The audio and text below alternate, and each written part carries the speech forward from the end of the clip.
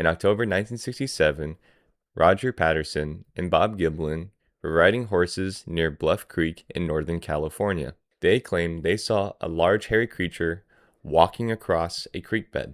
Patterson filmed it with a held hand camera.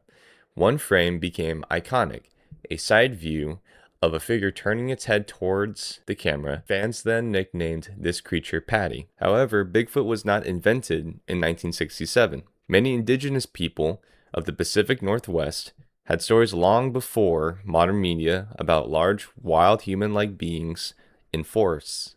The word Sasquatch comes from Sasquatch, adapted into English in the early 1900s.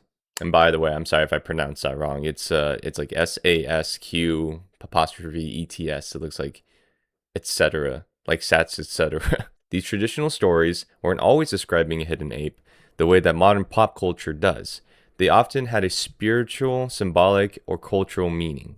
The name Bigfoot actually became popular in 1958 after huge footprints were reported near a lodging in Northern California. Once newspapers picked up the story, the nickname stuck. This combination created Bigfoot's legacy, which most people recognize today. So thank you for joining, everyone. Today I want to talk about if Bigfoot is real or just another hoax. So for decades, people across North America have reported seeing a large human-like creature covered in hair. They call it Bigfoot or Sasquatch, however you choose.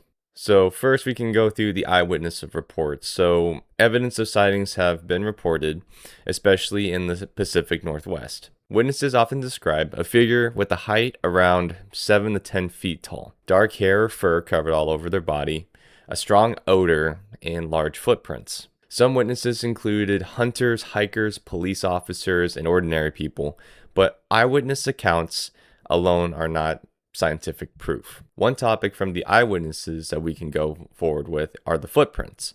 So one of the most common pieces of evidence is the footprints casts. Supporters argue that some prints show details similar to flexible feet. Certain tracks appear difficult to fake. Skeptics' response, however, that footprints can be fabricated. No verified biological sample has ever matched an unknown giant primate.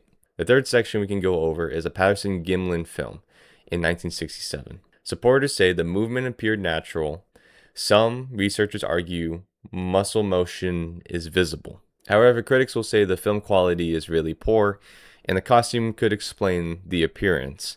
Also, if it's really poor, again, I want to talk about how a person fit into a bear costume made it look real. I'm sure that people can totally fake if a Bigfoot is just walking across the woods and trying to mimic its famous behavior or body movement. To this day, this footage does remain controversial. Okay, here comes the most helpful part, which is the scientific position, where modern science has found that there's been no confirmed bones, no confirmed body, no verified DNA, or no physical population evidence. Most scientists conclude that there's currently no reliable evidence that Bigfoot ever exists. It couldn't have been misidentified bears. It couldn't have been an optical illusion, memory errors, hoax, human storytelling traditions, right?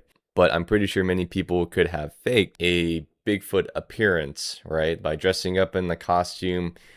Maybe they have a foot mold they just plant to the ground and try to make it look like it's evidence. Bigfoot does remain to be one of the world's most famous mysteries. Could an unknown species still exist? Possible, but extraordinary claims require strong evidence. Until verified physical proof appears, Bigfoot does remain unconfirmed, and in my opinion, I don't think he exists. Because really, I think that many people just kind of dress up in the big furry costume, and then, because again, if Bigfoot was kind of an origin story in the past, before 1967, and people still had access to materials like film, and then they could probably make furry costumes, like gorilla looking costumes. They could probably fake it and make it look real, especially with the technology back then. But with modern technology today and no sightings of Bigfoot to this day, it's kind of hard for me to believe, unless Bigfoot is really, really good at being incognito or prevented to not be seen, it's really hard for me to believe that a creature that doesn't know the modern world would be able to avoid all these modern cameras or hidden cameras within like the wilderness if people plant them. But again, after decades of investigations, no verified physical evidence has confirmed that Bigfoot exists. So what remains? A hidden species waiting to be discovered, a case of mistaken identity, or one of the greatest modern legends ever created. Well, until proof appears, Bigfoot stays where it has always lived, somewhere between the forest and imagination. Thank you all for joining me in this video. If you like more content like this, you can always hit the like button or comment whatever cryptid you would also like me to discuss about. But again, thank you for making this far out into the video, and I'll see you next time.